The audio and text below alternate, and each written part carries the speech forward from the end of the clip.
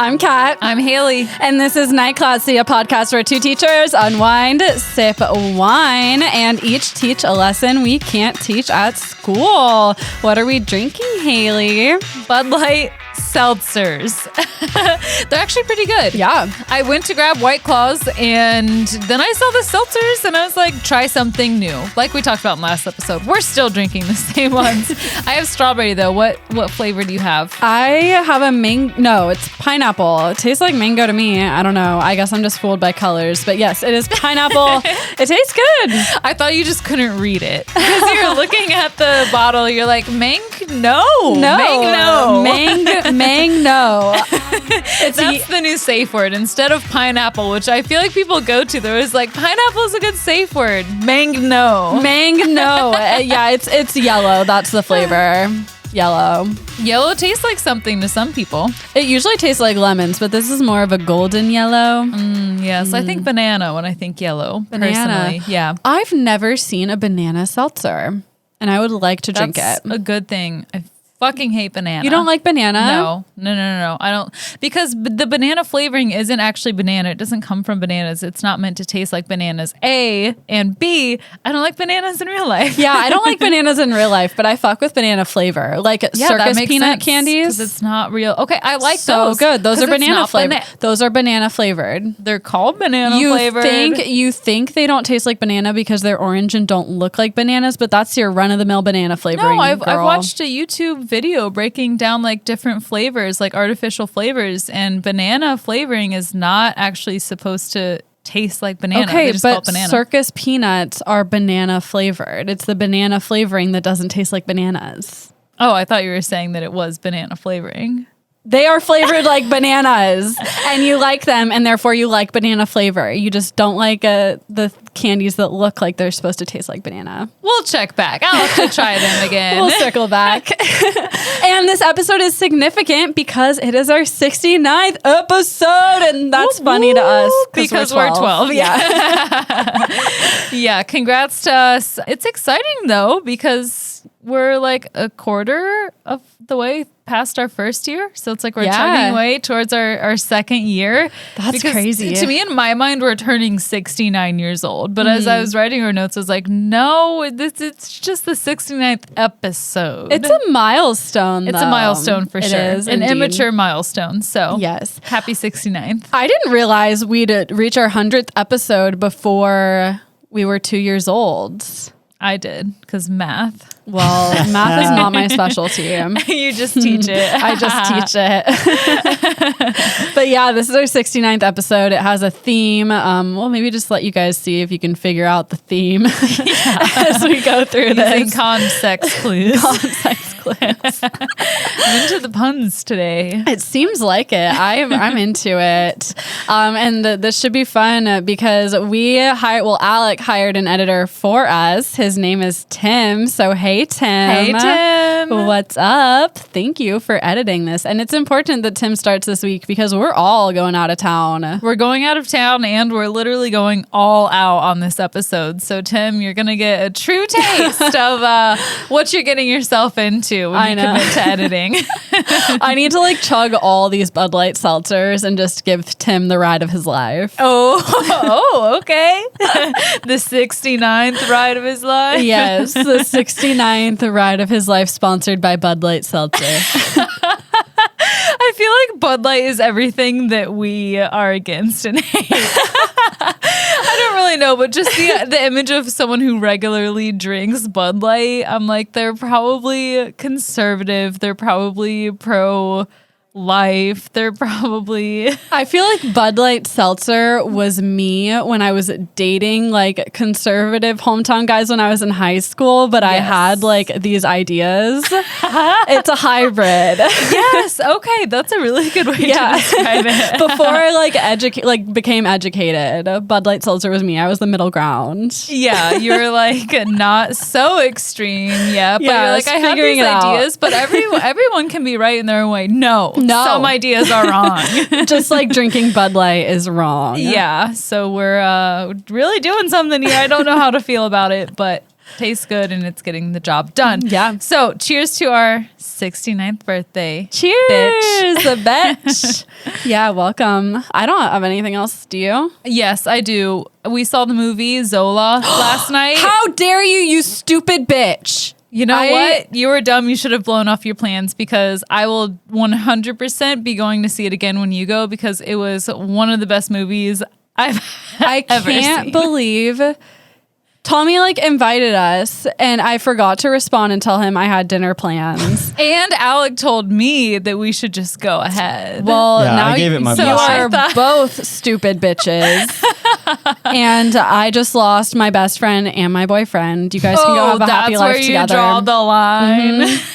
I would have preferred it if you cheated on me together. I would never do that, but I will go and see it with you again, and I'll let you buy my ticket. I don't want to see it with you. I want to go. We'll go when we're in Washington. We're going to Washington this weekend. Then we'll all go see it together again twice because guys, this movie was so good. And it was released by A24 Films. And so it's not in like all the theaters. So we were lucky to have it here in Memphis. So you know what? I hope they don't have it in Seattle. They will definitely have, if they have it in Memphis, I hope they're going to have it in Seattle.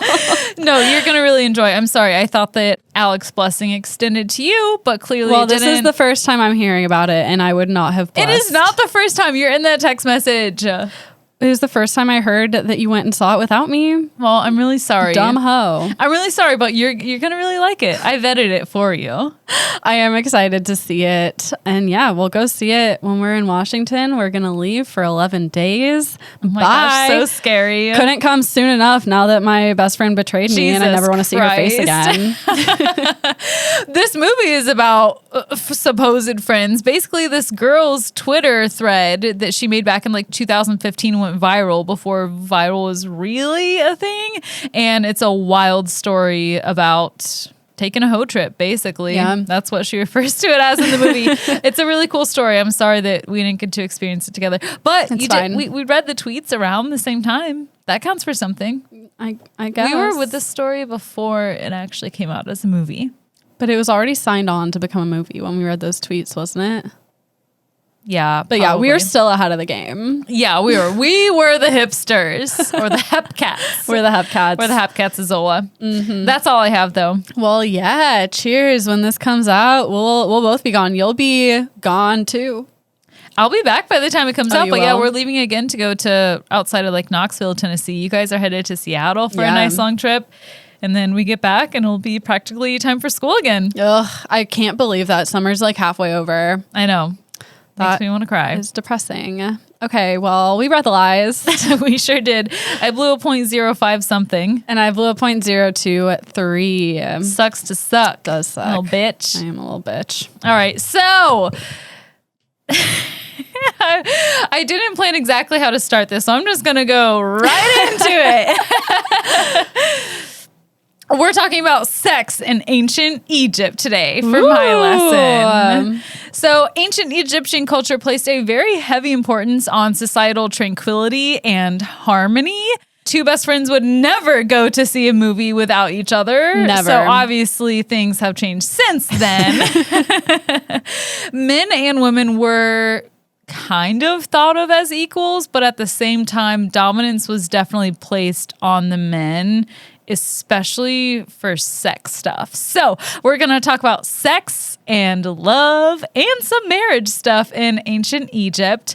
And like we talked about before the show, I'm a bit of a list bitch this week, but I have a question here. Does it really count as being a list bitch if the points aren't numbered or bulleted? You didn't put bullets in your notes? No, it just flows. What? Yeah, how are you going to read that? flows. Do you not normally put bullets in your notes? They're different like paragraphs, but what the hell? I cannot fathom not making my notes bulleted. They are bulleted within the paragraph, but the main paragraphs aren't bulleted. Am I a list bitch or am I just You're a list bitch. a bit of a list bitch? A bit of a list bitch. And we were talking before this, like I wrote that I'm a list bitch in mine and it tried to autocorrect. I said it was trying to autocorrect when we talked about this earlier too, a bit of a list bitch, but looking back at it, it looks more like it just wants to correct to a bit of a bitch, which also bitch makes of a sense. bitch. Yeah. I'm a bitch of a bitch. What can I say? I'm a bitch of a bitch. You bitch of a bitch. I'm a bitch of a bitch. I came from a bitch and I am a bitch. Bitches on bitches. Hayley's a paragraph bitch. That's true. yeah. That is true. Okay, I don't have I anything just else funny to derailed say. the whole show. I have no funny and comeback. it's off the rails. In a bad way. Let's get started. People regularly had sex before marriage. It was totally commonplace, not taboo at all in ancient Egypt, and they used birth control. Ancient Egyptian. Ancient Egyptian. Ancient bitches in Egypt were thought to have created a diaphragm type thing and also God. like gummy substances. We talked about this in one of my past lessons, but they used a combination of things like crocodile dung, honey, dates, and acacia. Is that it? The acacia tree? A-C-A-C-I-A. Acacia. I'm not sure Acai? either. Acai. Yes. There we go. There are many words that I cannot pronounce. I'm titanium. What? Sia, the artist. Sia. Wait, how do you say it again? Acai. Acai and anonymity are two of those words, clearly. So this thick substance made out of many different things would block the sperm from swimming up too far and, God forbid, block them from Give having you a baby. horrible yeast infection. I'd rather have a yeast infection than have a baby before I wanted one. That's true. And I feel strongly on But that. what if there wasn't a cure for your yeast infection? Maybe they had a cure for it. I don't know. Maybe but they that did. sounds I don't terrible. know. That's a good question. They could not go to CVS and get that paste that you like. Monostat, there, yeah. the little egg that goes The up. egg. The egg. Yeah. You never had an egg. I never had the egg. I don't know what that is, but I've had the one where you like put it in like the medicine, the paste in the plastic tube, and then like shoot it up there. Oh, okay. So that's exactly what that was, but you put it in a thing and it was just encapsulated. It just looked like a it big was pill, like a and then you just pill. put it up there. Yeah. That sounds it doesn't fall out. I mean, there's foaming, I guess, that happens. Whoa. Like, there's a reaction once it's in there, and like, there's discharge, but it's Interesting. not like a liquid that you just put up there in like to a injector. Yeah, it's The just one a little pill. I have experience with looked like an ointment, and you like squeeze the ointment into the plastic tube. It's not like a pill. Well, Pill sounds goddamn! better. Imagine how many infections that people deal with on the daily, and we're not even putting crocodile dung up our vaginas. Thank God. Anymore. Thank God. The important thing to take away though is that they were using birth control back in ancient times. This is not a new thing, and everyone should have fucking access to it. Also, there was no social stigma around virginity in ancient Egypt, much unlike Rome, who made it about being godly and sexual restraint was a virtue. No, it was no big deal at all. Having sex before marriage was just a common thing, and it was fine as long as both parties were single. Also, abortions were legal and readily available. There was no stigma around them. Wow. I know. It's almost like we're devolving to a point. Yeah. I mean, society does not progress. Time is not real, or it's not linear. This Can is move all over the map. just proving that we're living in some sort of weird simulation.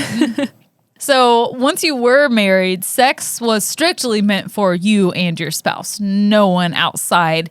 And that's why it's so important to have a hoe phase. You need to get out there, try it before you buy it, and hoe around. But once you were married, cheating on your husband as a woman was a big no-no. They were really tough on adultery, especially the female adulterers. It could lead to physical punishment for you and your cheating partner. But if the husband cheated, he only had to face shame from society. There's no physical punishment. Nice.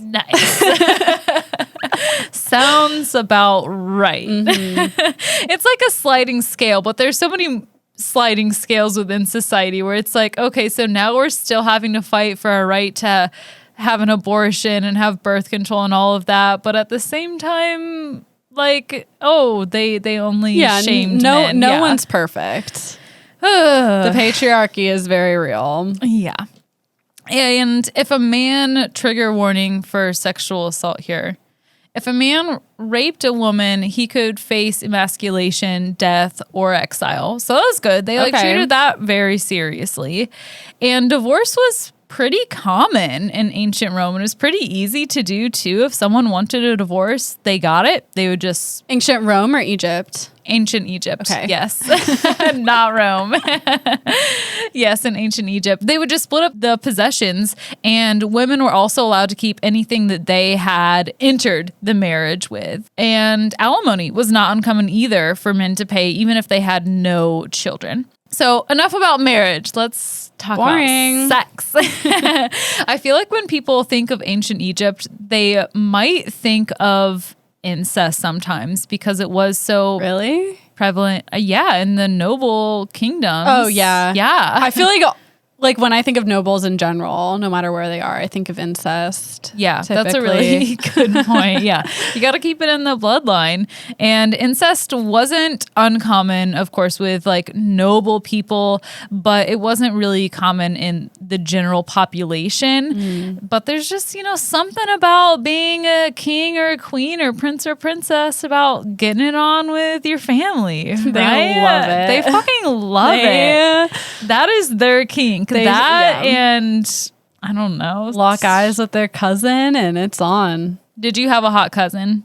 I never had a hot cousin, no. But also like all my cousins are girls, so that could be probably, part of it. That could have something to do with it. Yeah. Do you have a hot cousin? I have a cousin who was, when I was in like 3rd grade, he was like in his late teens, and I remember being like, you're kind of cute. Yeah. I don't know how to feel. I don't want to go over to grandma's house because you're going to be there, and I don't know.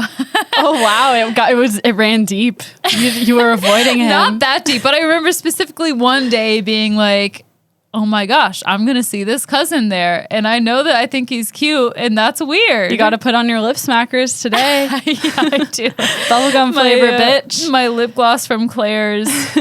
Oh my God. But yeah, the ancient Egyptians then, and not, I mean, probably not now, but plenty of royal families. The ancient Egyptians now they later. Still love incest. It was common. We learned about this in your lesson about King Tut. He was probably most likely 100% a result of incest. Yeah. He was physically disabled most likely because of incest. Right. He's thought to have the bone disease, cleft palate, curved spine, a bunch of other ailments that he had to deal with. And he died when he was 18. Yeah. Right? He was young. And it's important to note that Egyptian texts would refer to others as brother or sister, especially weird to us now when you get texts that say things like, my sister is so unique, no one can rival her, for she is the most beautiful woman alive. Her lips speak sweetly, and not one word too many. Long-necked and milky-breasted she is. Her hair the color of pure lapis? Her buttocks are full, but her waist is narrow. As for her thighs, they only add to her beauty. Was he talking about his actual sister? No. Okay. Ancient Egyptians would refer to women within the same age as them as sisters, and brothers were men within the same age group as they were. And then older people were mothers and fathers. Okay. And did they also refer to like their actual siblings as brother and sister too? Yeah. Okay. So it gets murky. Okay.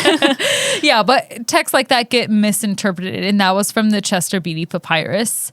Milky-breasted referred apparently to a woman's skin being lighter. That text kind of shows us more about what was thought of as beautiful in ancient Egypt, but she wasn't white, but she had lighter skin was a cue to her having a higher social status, since wealthier people didn't have to go in the sun. And your breasts are probably like covered from the sun, so they're probably lighter than the rest of your body. But I was also thinking, I was like, it could be quite literally that her breasts are just big, full of milk. She's got some milky fucking breasts, some milky titties, engorged, painful, milky breasts. Got some udders. Ooh. The thing that I really found interesting in my research is that there aren't a ton of depictions of sexual intercourse in ancient Egypt, especially when compared to ancient civilizations of Rome and Greece. But when there was, it was over 8 feet long and 10 inches wide. I'm talking about the Turin erotic papyrus. Most of it just shows this guy having sex with a woman in different crazy positions. Like at one point they're like levitating on a chariot, and it's just completely unrealistic. But sometimes it's a man or a woman and animals. Oh and my. it just gets like crazier and crazier. Okay. A lot of experts think that this text is the ancient Egyptians' idea of satire, and that they're commenting on the animalistic need for humans to have sex. That makes sense. Yeah. That's like, it's just so funny to think about the things that like might be misinterpreted later on. Right. Imagine if aliens saw SNL and they Yeah. were like, this is their news. Yeah. Or like they pick up Twilight and they're like, this is their Bible. Like they thought that It we sold were more than our world- actual Bible. Yeah, exactly.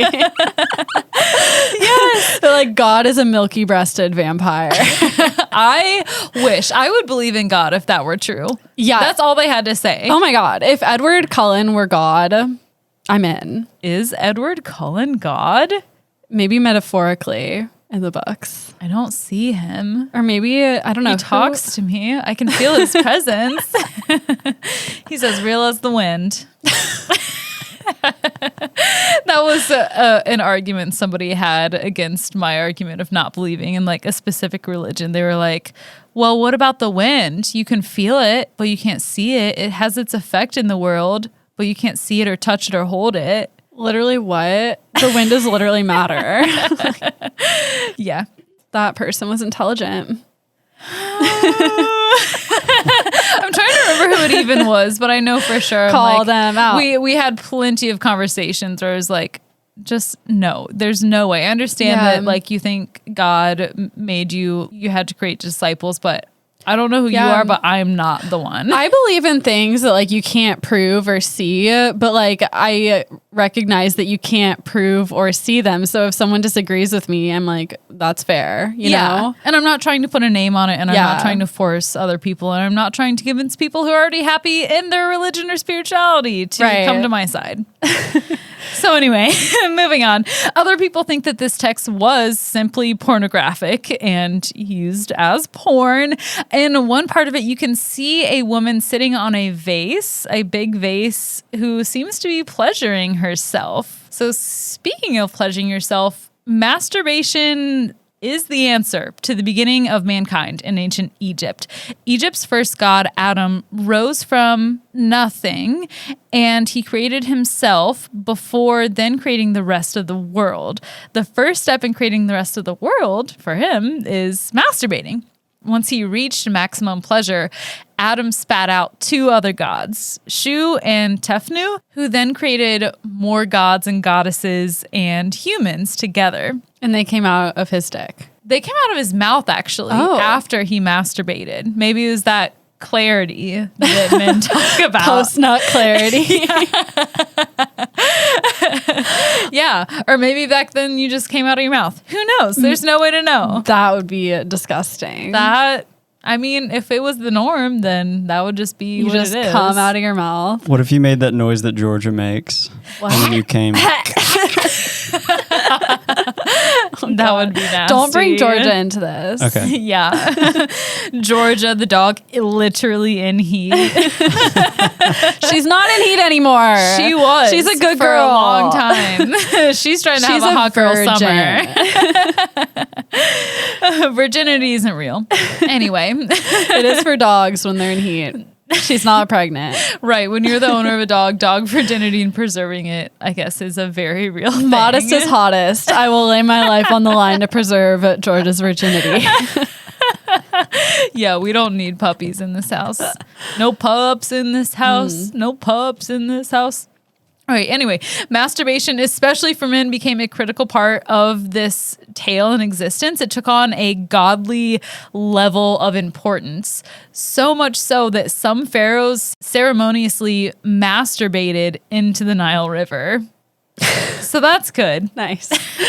I'd rather have somebody masturbating into the river than dumping a bunch of oil and chemicals. Yeah, it's natural. Is that just me? Biodegradable. Yeah, it's natural. Mm-hmm. There's a lot of places to put it. It's probably good the fish river's food. one of them. Yeah. Protein. Let's talk about Cleopatra. She was a DIY bitch. All right. This is probably a rumor, but it is a widespread and well-known rumor, and it's amusing to think about. Rumor says Cleopatra made her own vibrator using angry bees. The story says that Cleopatra used a hollowed-out gourd or an empty papyrus box and filled it with bees, who obviously then became angry.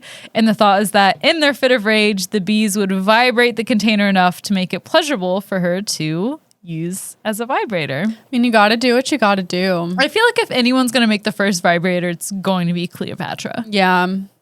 Yeah, and what else are you gonna use? It's gotta be bees. Not a real dick. No, ma'am. If you're trying to get shit done.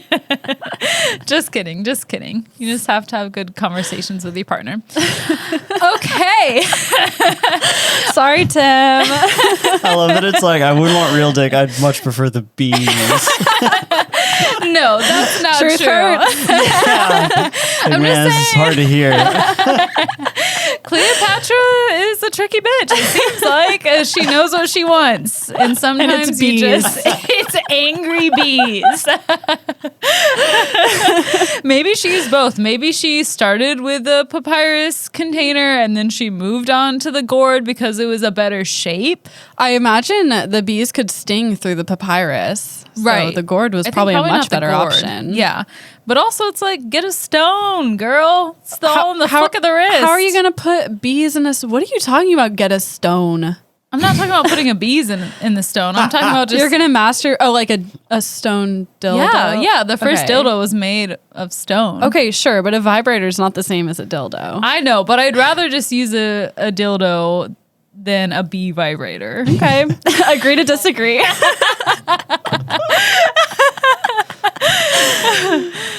Okay. Anyway, archaeologists were shocked in 1964 when they found her bee dildo. when they found her mummy surrounded by bees. And they also found and opened the tomb of, oh God, this is, I should have looked up how to pronounce this. When they found the tomb of The moon. Neon. Did I say the moon? You said the moon. Oh, no. Also, I just want to say that it doesn't matter if you had looked up the pronunciation, because I had a crisis last night when I was drunk that I didn't actually know how to pronounce my own name. And so we were looking up the Damn, you were pronunciation really drunk. of my name.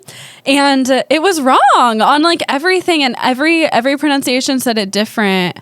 And It was like, Katja. it was like Katja. I mean, I've had crises about Or it was like pronouncing your name Katja. right. I say Katja, but I think if you were going to say it like a German would say it, it'd be like Katja. Or like that may be the Russian way. Katja. Yeah. I think whichever Katya way- is Katya is how I always said it, but I don't think that's technically right. And so I was like, oh my God, I can't even say my own name. And then all the YouTube was like, Katja, it just was saying it crazy. However you pronounce your own name is the right way to pronounce it. I'll just go by Kat. That's easy to say. That's the easiest way. That's why I like your full name is beautiful, but like I said, I've had crises about being like, is it Katya? Oh my God. I'm just going to call her Kat. Yeah, just do that. Where was I here? Oh yeah, right. So the pronunciation, they opened up the tomb of Neon Kukunum and Khnumhotep. Yes. These two men lived and died around the same time, approximately 2380 BC. And in my notes, I wrote, and they shared a womb. Nope, they didn't share a womb. They shared a tomb. And Them sharing a tomb tells us that they planned to spend the afterlife together. Aw. They were not noble men, but they did hold the highly respected position of chief manicurist to the pharaoh of the 5th dynasty. These men did have wives and children who were depicted in the tombs, but the men were like the main focus, them two together, doing things that you would see hetero couples do in other ancient Egyptian art, such as rubbing noses, which was the most intimate expression of affection at the time, holding hands and standing very close together, like embracing each other. The obvious interpretation is that they were lovers. Mm-hmm. They were in a loving relationship, but of course, the archaeologists, that couldn't possibly be the case. They presume that these two must be brothers, possibly even conjoined twins at that. Oh my God. Right. That explains why they were so close. How are they going to be conjoined twins when they had the bodies and the bodies weren't conjoined? Exactly. So fucking stupid. And they were depicted in all of the art separate most of the time. It was just a way to be like... The mental gymnastics that people go through to avoid just like accepting people. Yeah. They're gay. They're gay. They're gay. Yeah. Their wives could have been like their beards, or they could have wanted to like have a family. On. Yeah. Their bloodline. But neither family, like I said, is the main focus of the artwork. It's all about the relationship of these two men. There are a lot of other instances of queerness in ancient Egyptian culture, but it's been interpreted a lot of the time through these male-dominated Western lens. And other instances that are possible depictions of like being gay while being an ancient Egyptian. There's the tale of Horus and Seth, or Orus and Seth.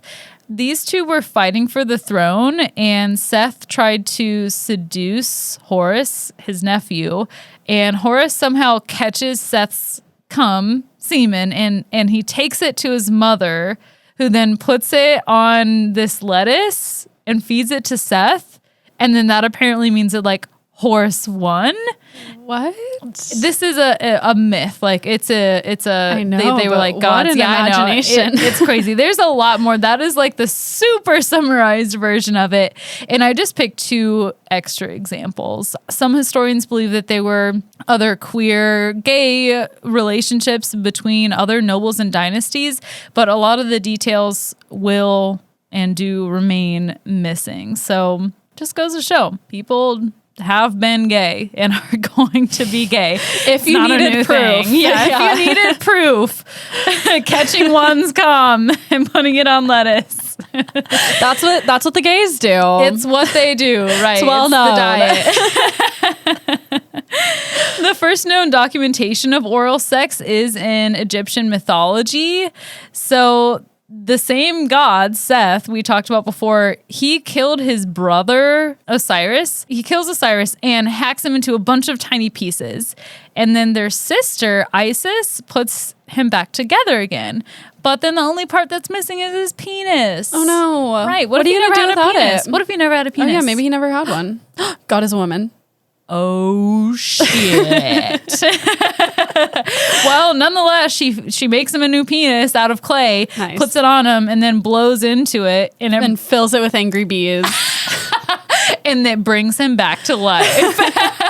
All you need is a good blowjob from your sister and the wrath of bees to bring you back to life. That's what I always say. Put that on a bumper sticker. And then boom, first blowjobs. All right. First one ever. First one ever documented that we've found. Let's talk about sex after death. Oh, uh-oh. It was thought that bodies could hold sexual energy even after death. This idea comes from that story about the first blowjob, because they were like, well, he had all this energy, and then when she blew on his dick, he came back to life. So some embalmers would have sex with the corpses, typically the most beautiful women that they were embalming. Lucky them. This created some issues. This resulted in a lot of people and families keeping the bodies of the deceased several days, like 3 to 4 days after their death, in order for all of the sexual energy to be released. So they smelled bad enough that the morgue workers didn't fuck them. Yeah, you decay just enough. Like, get a little bit ugly. Oh my god. So that you're not sexually assaulting a fucking corpse. Ew. Why did you tell me that? I don't know. I thought it was interesting. And that is the last note that I have. Really? So there you go. Yeah, that was a little tidbit. I'm a bit of a list bitch. My sources are worldhistory.org, medium.com, ranker.com, sexualityandthecity.com, Fathom Archive at the University of Chicago Library Digital Collections, Sexual Life in Ancient Egypt by Lisa Manick, touregypt.net, them.us, and outadventures.com. All right. Well, thank you for that lesson, and we will be right back. Bye. Bye. So we talked at the beginning of the episode about how we were able to hire an editor, and we were able to do that because of generosity from our Patreon supporters. Right. Thank God for Tim, our new editor, and thank God for our Patreon supporters. We couldn't do it without you. It's really inspiring to see people who support us and our mission on Night Classy, and the perks don't stop there. There are different levels. There's $1, $5, $10. That would probably be my favorite level because we get to see what you all want us to cover on Night Classy. Some of my favorite of these include hacking, Denver airport conspiracies, the Order of the Golden Dawn, Jediism. So if you have a topic in your mind that you want to make sure we cover, you can join at that tier and we'll research and cover your topic. Heck yeah, we will. It gets us outside of our own comfort zone and things that we would typically cover. But that's not all you get when you become a patron on patreon.com. You get all this extra content that we work on every single month. We have a guest on our show to teach us something new. We have learned about Yellowstone wolves, about the history of online dating, about flamingos, literally everything you could want to know about flamingos from a literal doctor. It's amazing. We've had so much fun and we know that you'll enjoy it too. There are a lot of different perks to joining our Patreon, but really it helps us do what we do better. So if you like this show and you want to support us and keep us going, head on over to Patreon and donate at any level. Yeah, we'll see you there. Bye! All right. Welcome to my class. Welcome to Miss Barnhart's class. Welcome to Miss Barnhart's class. My name is Miss Barnhart. So I am also a bit of a list bitch this week, and we are talking about animal mating rituals or courtship in animals. Oh, nice. This is not what you said you were going to cover. No, I changed my mind. As usual. Yeah, every time I go to say, like, this is this topic I'm doing for this episode. No. It changes several times. Yeah, and I had a bit of a panic yesterday. Like, we only had 2 days to do this research because we were like, oh shit, it's our 69th episode. Like, whatever research we had ready for it goes out the door. We need a sex episode. Yeah. And I spent all day. Sexpode. And I spent all day yesterday reading about different things and I couldn't pick a topic. And so today I just had to rip the Band-Aid off and choose one and do the research. But I think it turned out well. We're talking about animal mating rituals, and this is the means of which different species of animals select their partner for reproduction. It can include complicated dances, touching, vocalizations, or displays of beauty or strength. Even hacking. Maybe she was trying to mate with Georgia, yes. She was trying to mate with our food. Oh my. We can't understand mating rituals without first understanding a term called sexual conflict. And sexual conflict is when males and females have different interests behind reproduction. So typically males have a vested interest in mating and impregnating as many females as possible. They have sperm to spend, so the quality of the female doesn't really matter. They just want to spread their seed. Ew, I hate that term, sperm to spend. I love that term. Nasty. They're having their hot girl summer. They got sperm to spend. Their existence of man is their hot girl summer. It's That's our true. turn. Hot boy life. We've got eggs to what? Sit on? To invest in? You get one egg. And you gotta make it count. We're fucking with them for 18 years. Yeah, gotta make it fucking count. That applies to most animals. It's high stakes. It's much higher stakes. Females want the best possible mate to reproduce with.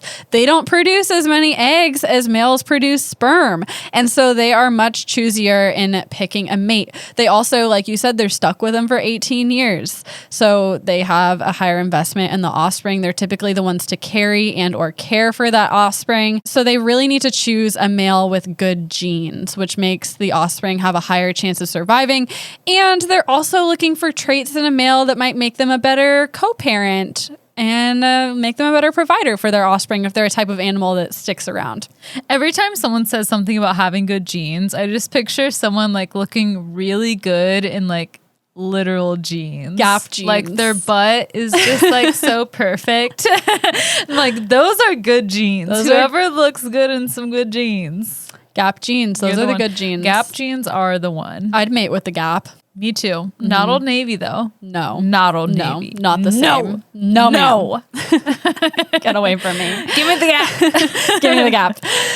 Because of all these things, males are typically the ones that have to prove to females that they are worthy of dating with. And they do this in a variety of ways. And we're going to talk about some of the more interesting mating habits of certain animals. We're starting with nursery web spiders. And what male nursery web spiders do, they catch prey and then wrap it in their web, and they'll bring it to a female as a food offering.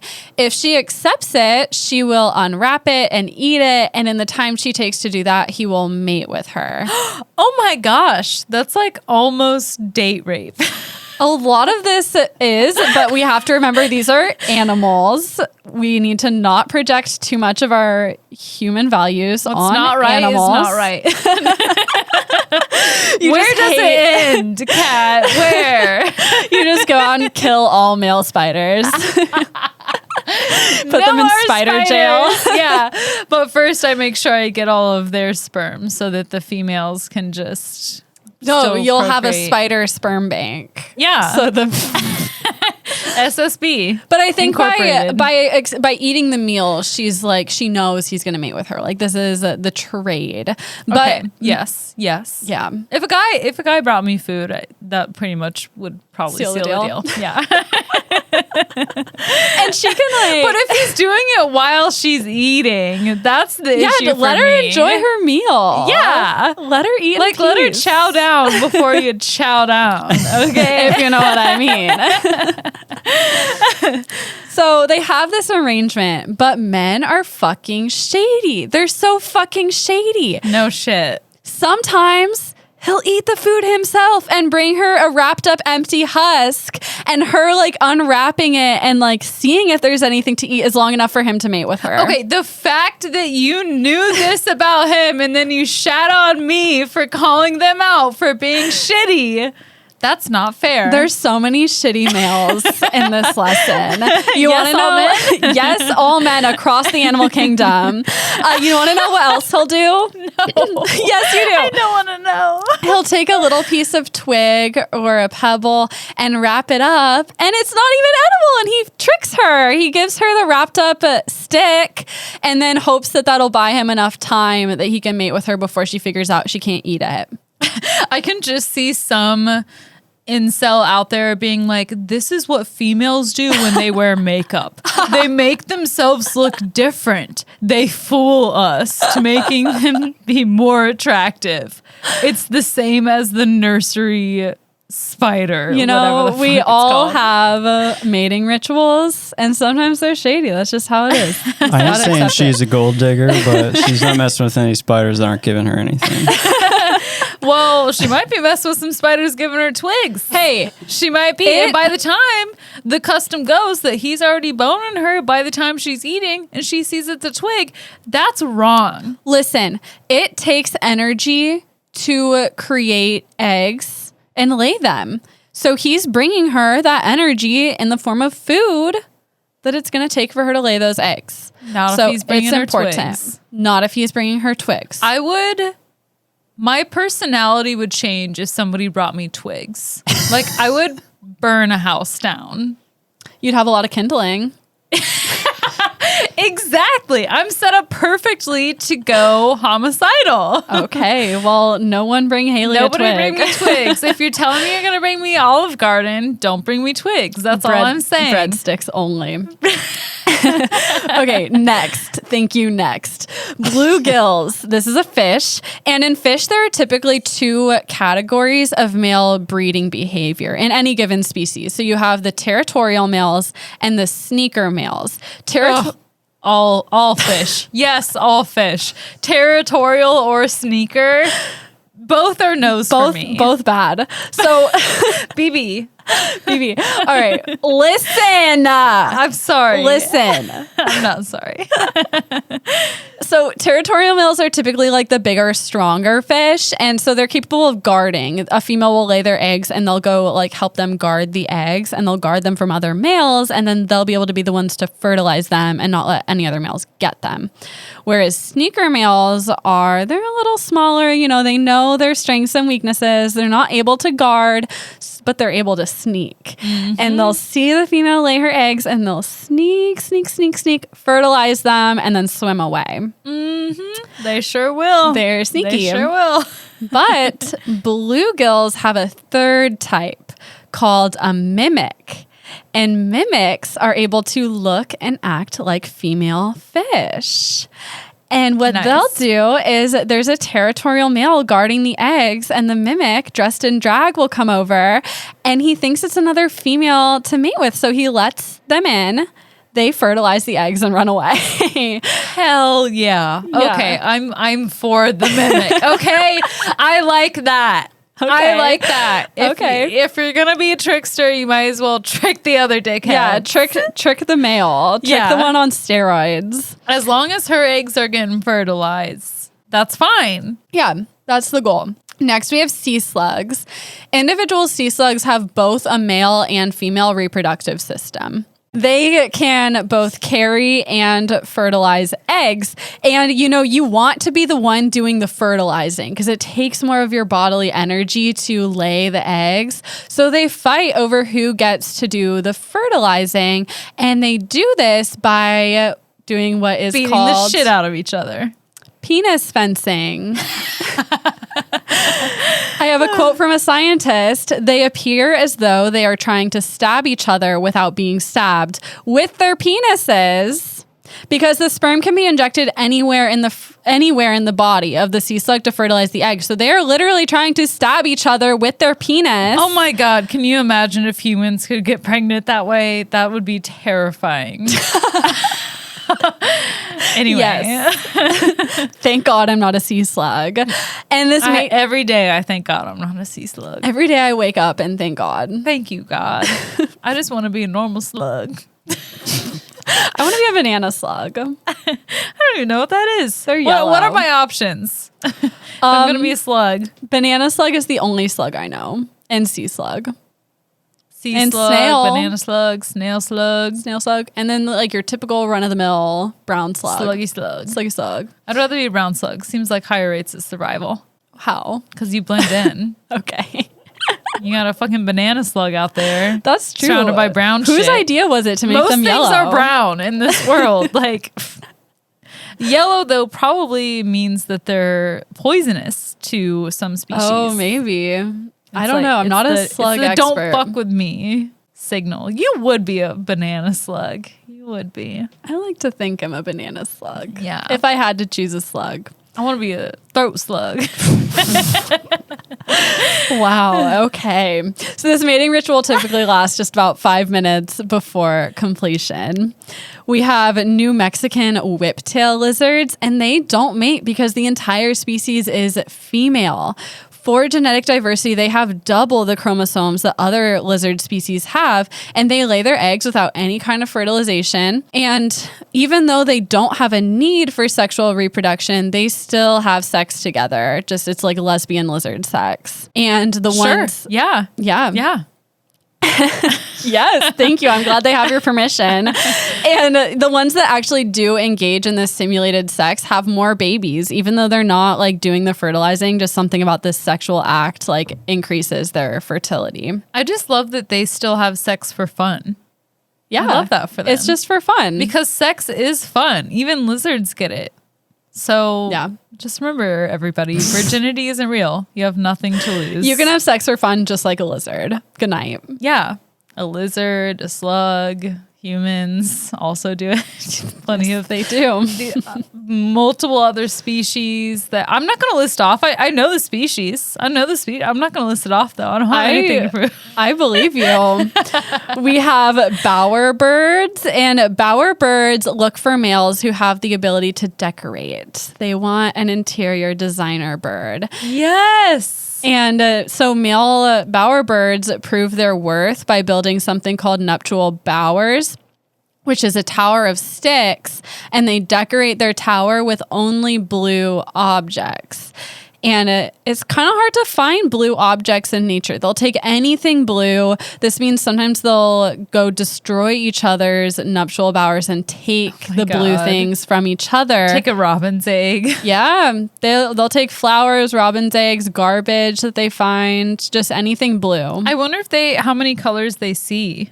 All I know is they can definitely see blue. 100% they can see blue. Yeah, blue is what matters. It would probably make it easier if they could only see blue. But yeah, I don't really know much about what birds can see in their color vision.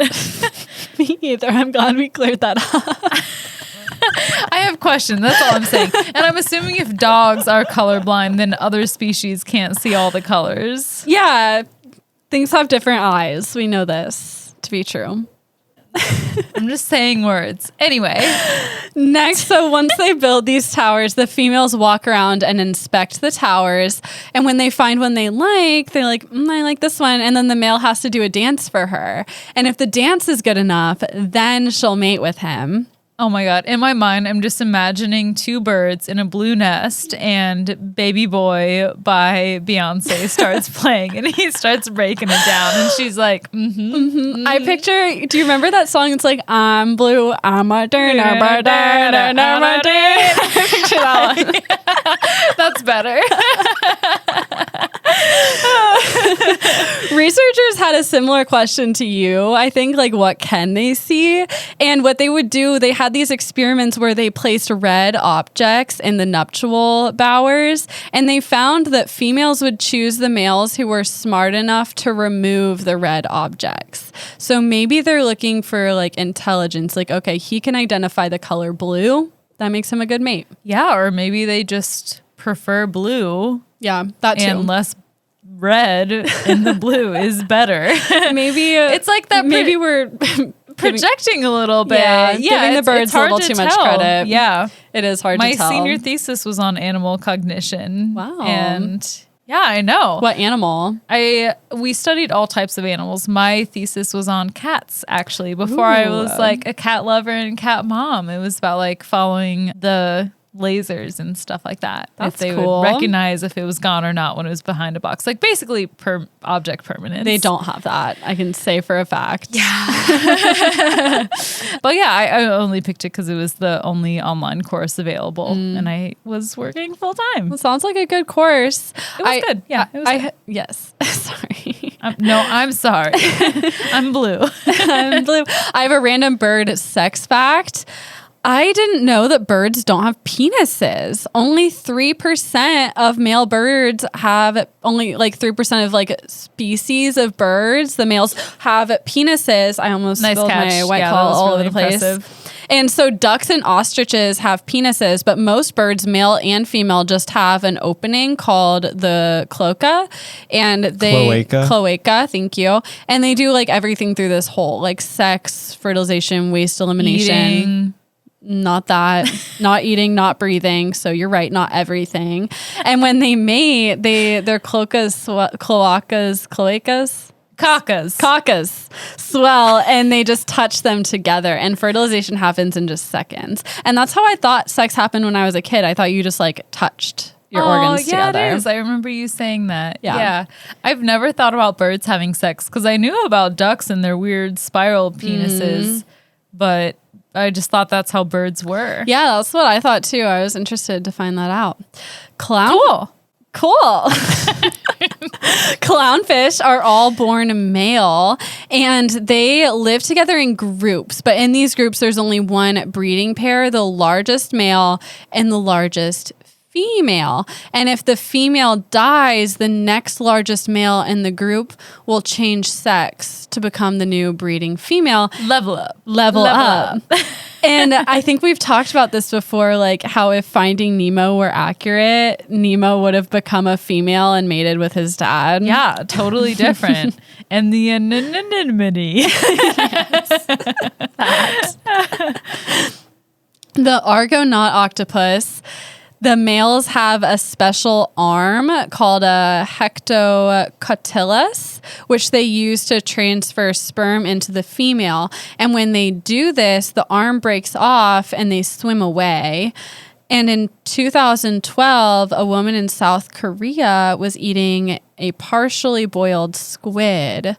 It wasn't completely cooked when she experienced like pain in her mouth. She felt, quote, a pricking and foreign body sensation. So she spat the squid out, but even after spitting it out, she was still in extreme pain and felt several small and squirming things in her mouth. Hell no. I would never eat again. That would be it. I'd be like, put it in the feeding tube. I'm ready. Yeah, give me I will never eat anything that's not boiled for 9 days and then blended into a paste because fuck that. Yeah. Doctors, I guess I'm going paleo. be the opposite of paleo. Don't they eat like a raw meat and shit? No, they eat like raw veggies. And everything meat. is raw. Oh, I didn't think they eat meat. I thought it was just fruits and veggies. No, just they eat anything. they don't eat carbs, so they eat like fruit and meat and veggies. Oh, I didn't know it was meat. They don't eat grain, right? Yeah. Because fruit is a carb. Yeah. But I think they like have to limit their fruit too. I don't think they're supposed to. I think they eat like some vegetables and like a lot of meat. Oh, well, never mind. Fuck going paleo. Fuck paleo. I mean, that was the original message. I just wasn't as informed as I should have been. This is a lesson on paleo. Get this. Doctors found, quote, 12 small white spindle-shaped bug-like organisms in her mouth. The squid had with its arm inseminated her tongue. Oh. Did they have babies? No, because she doesn't have squid eggs in her tongue to fertilize. Joking. But tigers and lions can have kids. Ligers. So why not tongue and squid? I now pronounce you tongue and squid. That is disgusting. When the squid shoots out its sperm, it's in these sacs. And so that's what was swimming around her mouth was sperm sacs. Ew. Ew. I hate that. I know. I hate terrible. that. I like that they're in sacks, like less of a mess, but also more of a mess because look at where you are now. Yeah, they can swim. Nasty. Ew, you nasty. I hate it. Now we're talking about hyenas. Female hyenas are a little different. They're actually larger, more muscular, and more aggressive than the male hyenas. And they have a fake penis. Nice. Nice. It's basically a super enlarged clitoris. And by enlarged, I mean it is 7 inches long. Okay, sis. Yeah. Go off then. Go off. And the clitoris contains the birth canal. So you have sex and give birth through this like protrusion. And they kept calling it a clitoris. I don't know if that's like the actual equivalent or if they're like just trying to compare it. they're trying to compare it. I don't know exactly, but it's like this 7-inch long thing that hangs off of them that looks like a penis. When I was home, I went on this drunken rant about how being called a pussy is a compliment because vaginas are strong and that it shouldn't be. Who were you an ranting insult. about this to? My dad and stepmom and their friend.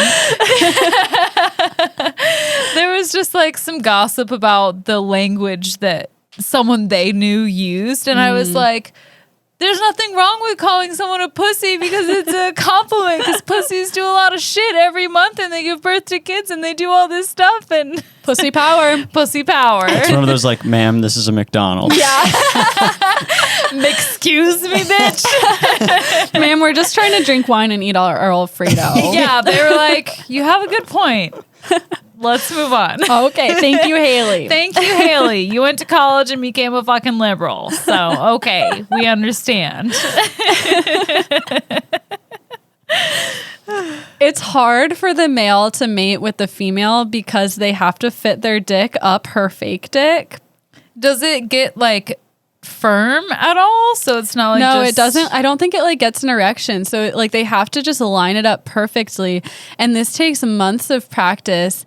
Like female or just hyenas in general become sexually active much sooner because it takes months until they're able to actually like get it in properly. They need practice first. So it's not like a one night stand. It's like an 8-month stand. Yeah, there's a lot of trial and error happening with hyenas. And the reason that female hyenas I love that. I need that on a bumper sticker. Hyenases. Hyenases have penises. The reason they have these hyenas penis is because when pups are developing inside their mother, the mother pumps them full of androgen, which is a male sex hormone. And she does this so that they come out larger and more aggressive and have a better shot of survival. But it also gives them that enlarged appendage. Okay, there are two species that I don't understand why humans are like the superior race. A, octopi, and B, hyenas. Because both of those species are fucking insane. Hyenas are fucking crazy. Yeah. They will eat you for fun, even if they're not hungry. They look like just monsters. Don't give a crap. They're so ugly. They look like Safety when he had ringworm for a month. All patchy. Scary. Yeah, but they don't give a fuck. They do not. They're scary. They're like rabid all the time. I never want to encounter a hyena. An octopus I've seen like at the aquarium or whatever, but they're those scary, are highly though. intelligent. Yeah. I've seen like dead octopuses on the beach before, and like it is terrifying. I run the other way. Yeah. No, those thank you. two species, they're a close runner up. I don't care They're what both a scientists no. say. I say that I would not want to fight either one of them. The next animal on my list, I would also not want to fight. It's a deep sea anglerfish. Do you know what those look like? Yes, I do. They're scary as fuck. If you don't know, they're the ones with like the lantern, like you know from Finding Nemo where they have that lantern. And the anglerfish, as we think of them, those are just the females. The males look different. They're much, much smaller. They're only 6 to 7 millimeters long. So they're tiny. So small. Small boys. And they find the females by following their species-specific pheromone. And when they reach her, the males bite onto her belly and latch themselves there. And they essentially become a parasite. They get all the nutrients they need by drinking her blood. And eventually their skin fuses together. And the parts of the male that he doesn't need anymore, so pretty much all of him besides his sex organs, atrophy and disintegrate. And he kind of becomes part of her, feeding off of her and then inseminating her whenever she needs him to. Girl, listen, angler bitch, if you're out there, you break up with him. He's taking all your nutrients. He's taking all your blood. But in a way, what does he do for you? He gives her babies. Do you really want that? Do you want to be forced by something attached to you to have babies? I don't know. I don't know if she wants him there because in a way it's like good. Like, yeah, they he probably just do. becomes Based on her. evolution, yes. Yeah. She wants babies. It like becomes part of her and then she's basically inseminating herself. Yeah. They're fused together and like his eyes disappear. His eyes were cut off. His nose were cut off. But like the eyes, fins, like all the internal organs besides the sex organs go away.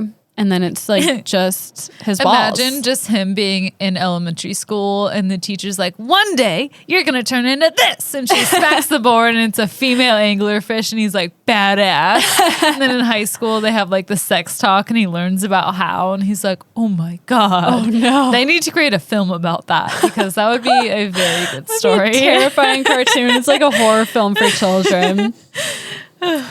And like the reason they do this is because they live really deep in the ocean where it's the like deepest. Really the deepest. It's like really fucking dark and terrible. And like it's it's hard to find a mate. So like once you find a man, you got to hang on to him. That's how they do it. That's true. You got to have him hang on to you anyway. Yes, For sure. Okay. Do what you got to do, She just has to give him her blood. Yeah, It's a simple trade. Healthy relationship. Blood for Fully sperm. Support it. Yep. Sounds untoxic. We just spent a lot of time talking about how male animals attract mates. So I'm going to flip it and reverse it. And now we're going to talk about how human females find mates, or how they found mates in the 1950s. I found a magazine called McCall's, and they put out an article in 1958 called 129 Ways to Get a Husband. And I compiled my favorite advice that we should all follow. Yes. And we're just going to go down this very long list that I have. So the first one says, have your car break down in strategic places.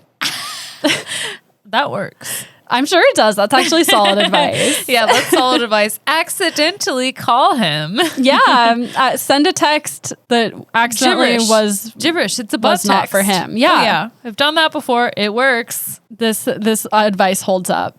Look in census reports to find places with the most single men, and then move there. They recommended What? Nevada. No. I mean, if Not you really need a Nevada. husband, you could read obituaries to find eligible widowers. Wow. That's conniving. That's something Claudia Severa would do. Yeah, honestly, makes sense.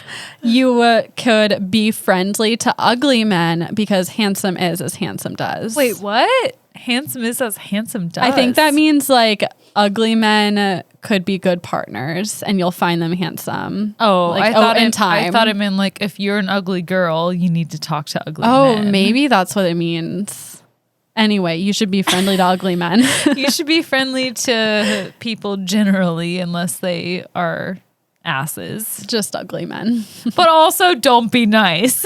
Right. Fuck politeness. You could get lost at football games. Don't. Why would you be at a football game? If First you of were all- in a relationship or already trying to impress a guy, why? No. A lot of men are there. Don't take a job at a company run largely by women. Oh, okay. But you could get a job demonstrating fish tackle in a sporting goods store. Yeah, I could see how that would be effective. Definitely. Yeah. Go to all the reunions of your high school and college class because there might be widowers there. And you could swoop in. Hell no. Hell no. I'm sure plenty of people will go to their high school reunions, all that. Who knows? Maybe you could find love, but like, do you really want to find love I would at your high never, school reunion? Never No. go to my high school reunion. The only reason you could not pay me I enough. would go is to be like, look how good I'm doing and Yeah. how much I've grown since I've lived in this town. But then you'd have all the nasty fuck boys from your high school trying to hit on you all night. Like, no fucking thank you. yeah, that's true. Gross. That's true. Stay away from me. That's like one time I went to like the small town bar in my hometown and I had guys You from high did? school trying to hit on me. And I was Oh like, my this is God. my living hell. That has never even crossed my mind to go to one of the bars in my hometown. It's a literal, believe you did it's a that. literal honky tonk. It's called the Yellow Beak and it's way out in the country. It's like a biker bar. Yeah, sounds about right. This next one says, don't be afraid to associate with more attractive girls. They might have some leftovers. So Yikes. we love the misogyny. Okay, yeah. Stumble when you walk into a room that he's in. No. So he noticed it's Ew. you. Ew. Oh, I hate that. Or if you want attention in a different way, you could wear a Band-Aid because people always ask what happened. Oh, yeah, you could do that, but you just dye your hair. Yeah. This one's Shout even- out to all the girls with crazy hair. Girls, guys, everything in between. That'll get you I'll attention. ask you about your hair. Yeah. You could stand in a corner and cry because chances are good he'll come over and ask you what's wrong. Just be yourself. Just do say hello. you. And the right thing that you need in your life will come to you. This is crazy. How many relationships were formed from this? Because probably Definitely a lot. none. I'm sure plenty were. Based off this 129 pieces of advice, It's a lot of advice. I'm sure plenty of relationships were formed based on that advice. Because Really? you have to be misogynistic enough to create this, but also it was created because there's an audience that listens to that. You think and that it someone applies to. got a boyfriend because they bought a convertible and men like to ride in them? That's my next piece of advice. Yeah, definitely. I feel like men Definitely. try to If attract somebody women did that that- way. But if the right guy saw the girl in the Corvette, Listen, I had a convertible and it did not attract any men. I don't know what to There tell may you. have been other Did it factors. smell? There may have been other factors. I'm saying out of all of the pieces of advice, there has to be at least one relationship that was formed in a result of somebody heeding this advice. Maybe. Maybe 100% statistically, there has to be. You could accidentally have your purse fly open, scattering the contents all over the street. Yeah, like when you accidentally drop your books in Yeah. the hallway and your boyfriend helps, or your wannabe boyfriend helps you pick them up, There you go. like in the movies. You could get better looking glasses. Men still make passes for girls who wear glasses. And you know it's true because it rhymes. And it also says, or you could try contact lenses. Because guys always go for girls with contact lenses. Take good care of your health. Men don't like girls who are ill. If you look Wow, at it, that's a code word right there. That's for what? For fat. Oh, well, there's someone here Or who blatantly say don't be fat. So I don't mean, know yeah, if I they're feel like that's doing an any umbrella euphemisms term. here. Yeah, I feel like that's an umbrella term, but I feel like that's definitely like incognito fat shaming. They don't care about being incognito on this list. Just you wait. Okay. If you look good in sweaters, wear one on every third date. Get a sunburn. Don't tell him about your allergies. Use the I don't know. Men don't like girls who are ill, okay? Don't tell him about your allergies and then go get shellfish and go into shock. Create as much attention around yourself as possible. Yeah, then he'll have to ask you what's wrong. Yeah, he has to take care of you. Great plan. Use the ashtray. Don't crush out your cigarettes in coffee cups. That's fair. Double date with a gay, happily married couple. A gay, happily married couple? Like gay isn't happy. But it got me too. I was like, double date with a gay. I Wow, was that's like, an interesting thing for a yeah, 1950s list. That sounds great, but for the time period, what? Yeah, happily married couple. Talk to his father about business and agree that taxes are too high. All right, so we know what type of guy we're going for here. This is what you need to use at the Yellow Beak next week. I do. I should try out this list. I love that all the advice is like be a bumbling idiot. It's Yeah. like cross your eyes and shit your pants. Men love a stupid bitch. Yeah. They really do. On the first date, tell him you aren't thinking of getting married. Turn wolves into husband material by assuming they have honor. What does that mean? It means that you should just let any men do what they want because maybe they are respectable. Let him bring you twigs and eat them. Yeah. Settle for a guy that puts red decorations on his pile of twigs every now and then. Maybe he Yeah. has honor. Settle for a guy who won't let you decorate his entire house with his money. That's a crime. This one's good advice. If he's rich, tell him you like his money. The honesty will intrigue him. Yeah. That's good advice. Yeah. Except for now, after like Kanye putting out Gold Digger, I feel like there's a thing about gold diggers. I feel like the pool is smaller for guys who will appreciate that honesty Yeah, but I think you should be upfront. and everything. Men love when you like their money. I wish They I love knew. bragging about it. I guess I wouldn't know either. But I like to think if I had money, I would want If I people had to imagine, appreciate it. that is true. This is also solid advice. Point out to him that the death rates of single men is twice that of married men. Because of widowing? or just I think just is like that quality true? of life. I think actually married men do tend to live longer, but married women don't live as long. Marriage Interesting. benefits men. Yeah, not your women. insurance is like half what it is when you're married. Yeah. Because like people are like, women keep men in line. Yeah, they keep them. Hell yeah. We do a lot of labor for you folks. Right. Tommy, if you're listening, just attach on to me. I've got us. Carrying the team. Here's some blatant fat phobia. If your mother is fat, tell him you take after your father. If he's fat too, tell him you're adopted. Oh my Fuck that. God. Yeah, Fuck that guy if he's not going to love you for who you are. definitely. You could rent a billboard and post your picture and phone number on it. I like that one. That's a good idea. Yeah, that one sounds fun. You could start a whispering campaign on how sought after you are. You could make and sell toupees because bald men are an easy catch. Or you could let it be known in your office that you have a button box and will sew on bachelor's loose buttons. Oh, that's like a cute little. That's like if I were a married woman and I worked in that office, I'd be like, fuck you, bitch. You know? Slut. Yeah, you fucking slut. I wish I was you. But I'll never say that out loud. She's having her hot girl summer with her button box. Anyway, if you're a woman, that's how you get a heterosexual man to love you. That's how you find a mate. My sources Good are... to know. Yeah, you're welcome, Hayley. Yeah. My sources are nature.com, Wikipedia, blog.nature.org, ripley.com, huffpost.com, livescience.com, mentalfloss.com, and boredpanda.com.